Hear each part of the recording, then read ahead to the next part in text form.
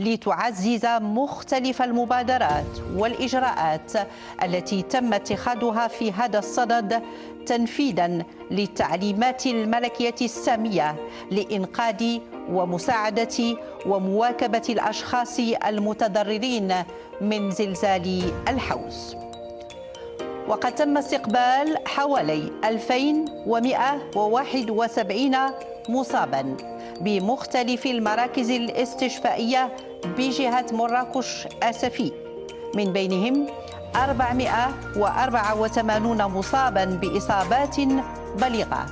و1570 بإصابات خفيفة، فيما لا زال 248 شخصاً بالمستشفيات لتلقي العلاج. ونذكر أن صاحب الجلالة الملك محمد السادس نصره الله، مرفوقاً بصاحب السمو الملكي ولي العهد الأمير مولاي الحسن، كان قد ترأس السبت الماضي جلسة عمل خصصت لبحث الوضع في أعقاب الزلزال المؤلم الذي وقع يوم الجمعة، والذي خلف خسائر بشرية كبيرة ومادية في العديد من جهات المملكة. وتنفيذاً للتعليمات السامية لصاحب الجلالة الملك محمد السادس،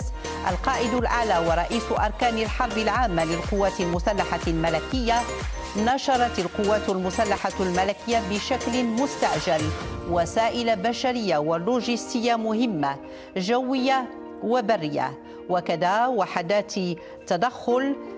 جراحي متخصصة مكونة من فرق البحث والإنقاذ ومستشفى طبي جراحي ميداني. وفي هذا الإطار أعطى جلالة الملك حفظه الله تعليماته السامية بهدف مواصلة كافة أعمال الإنقاذ بشكل عاجل على الصعيد الميداني، وكذا من أجل الإحداث الفوري للجنة بين وزارية مكلفة بوضع برنامج استعجالي لإعادة تأهيل وتقديم الدعم لإعادة بناء المنازل المدمرة على مستوى المناطق المتضررة في أقرب الآجال، التكفل بالأشخاص في وضعية صعبة خصوصاً اليتامى والأشخاص في وضعية هشة،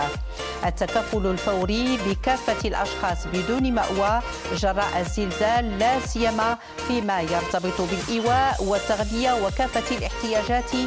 الأساسية، تشجيع الفاعلين الاقتصاديين بهدف الاستئناف الفوري للأنشطة على مستوى المناطق المعنية،